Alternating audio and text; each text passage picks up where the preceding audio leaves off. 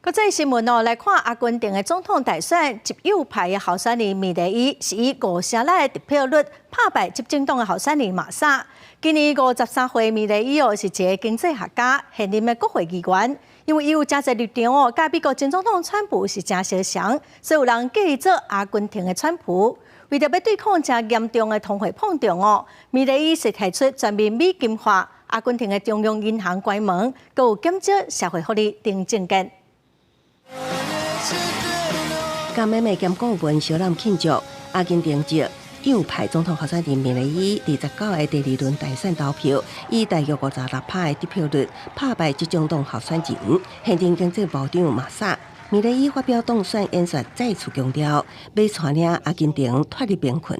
Los resultados de este modelo están a la vista de todos. De ser el país más rico del mundo, hoy somos 130.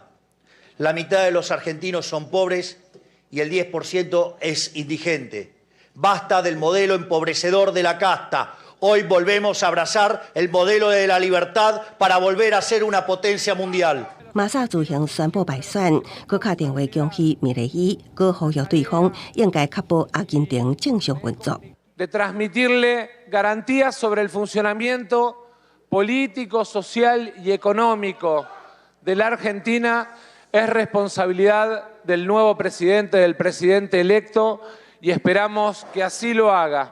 Camino de la defensa del sistema de seguridad. 经济学家出身的米雷伊以改变阿根廷现状、甲振兴经济做口号，提出多项政见。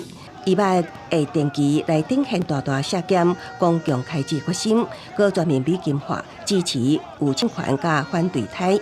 佮较呛声就台了后，要冻结甲中国关系。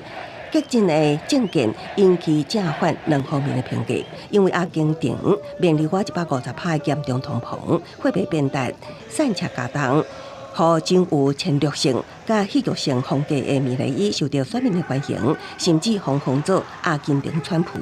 La verdad que necesitamos un cambio, necesitamos que se acabe de una vez este gobierno que tenemos ahora, el gobierno kirchnerista solamente empobrece el país, ya desde afuera todo el mundo lo ve, como cada vez termina apareciendo cada vez más Venezuela y 米雷伊会伫16月70就职，不过伊提出的经济休克疗法，可能会让阿根廷走上一条充满无确定性的道路。